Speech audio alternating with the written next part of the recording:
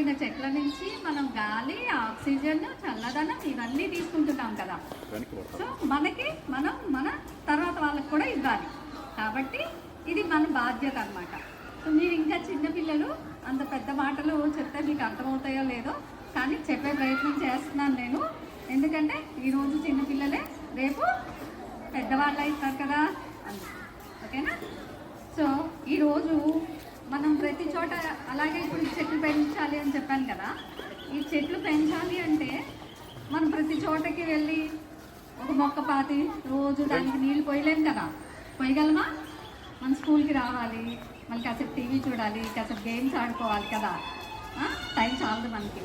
అందుకోసం అని చెప్పేసి మనం ఏం చేస్తామంటే విత్తనాలని చిన్న చిన్న విత్తన బంతుల్లా తయారు చేస్తాం. తయారు చేసి ఎక్కడైతే చెట్లు లేవో అలాంటి చోట్ల మనం వాటిని విసిరేస్తే అవి వర్షాలు పడ్డప్పుడు మొక్కలుగా మారుతాయి. అప్పుడు కొండ ప్రదేశాల్లో వాటంతకాలే చెట్లు తయారైపోతాయి అన్నమాట. సో అలాంటి ఒక కార్యక్రమానికి ఈరోజు GM Ranga municipal high school ఒక శ్రీకారం చుట్టింది చిన్నపిల్లలతో కదా.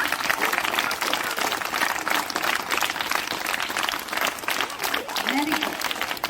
ఇప్పుడు మనం ఏం చేయాలి? ఇంత చిన్న మట్టిని తీసుకొని చిన్న చిన్న బాల్స్ చేయాలి. మళ్ళీ మనం కొండ మీదకి ఎక్కాలి అంటే పెద్ద బరువు ఎక్కువైపోతాయి కదా.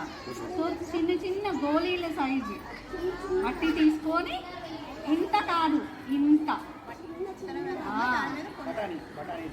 ఇంత తీసుకొని దాంట్లో ఈ విత్తనాన్ని పెట్టి మనం గోళీలు చుట్టాలన్నమాట. చుడితే అవి ఒక 4 రోజుల పాటు చల్లదనానికి ఆరాక మనం వాటిని తీసుకెళ్ళి కొండ ప్రదేశాల్లో విసిరేస్తే మన వల్ల ఒక పెద్ద అడవి తయారవ్వాలి. చూడండి, ఎవరు చేస్తారు?